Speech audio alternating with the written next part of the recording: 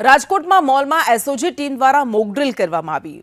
મોલમાં બોમ્બ મૂકવામાં આવ્યો હોવાની મોકડ્રીલ કરવામાં આવી અને બોમ્બ સ્ક્વોડ સ્થાનિક પોલીસ આ મોકડ્રીલમાં જોડાઈ હતી। તો જો આવી કોઈ અફવા આવે છે અથવા તો આવી કોઈ વિગત સામે આવે છે તો ત્યારે તેની સામે કેવી રીતે લડવું એ તૈયારીના ભાગરૂપે આ મોકડ્રીલ કરવામાં આવી હતી। રાજકોટના મોલમાં બોમ્બ મૂકવામાં આવ્યો હોય ત્યારે કેવી તૈયારી કરી શકાય, કેવી રીતે લડી શકાય તેની સામે તેને ધ્યાનમાં રાખીને એસઓજીની ટીમ દ્વારા આ મોકડ્રીલ કરવામાં આવી હતી। વધુ વિગત સાથે સંવાદદાતા મયુર સોની જોડાયા છે। મયુર, બોમ્બની સૂચનાને ધ્યાનમાં રાખીને, બોમ્બની વાતને ધ્યાનમાં રાખીને આ મોકડ્રીલ કરવામાં આવી હતી। શું આ મોકડ્રીલમાં આવરી લેવાયું?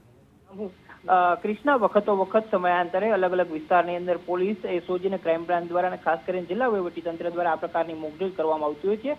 રાજકોટ એસઓજી બ્રાન્ચ દ્વારા ખાસ મોલને ધ્યાનમાં રાખીને આ મોકડ્રીલ કરવામાં આવી હતી, જેમાં પહેલો કોલ આવ્યો હતો કે રાજકોટના રિલાયન્સ મોલની અંદર બોમ્બ મૂકવામાં આવ્યો છે। આ બાબતને લઈને તમામ બ્રાન્ચના અધિકારીઓ, કર્મચારીઓ ડોગ સ્પોટ, એફએસએલ સહિતના પહોંચ્યા હતા। જોકે મોકડ્રીલ છે એ સમયસર પૂરી થઈ હતી ને વાંધાજનક એક પણ વસ્તુઓ મળી નથી।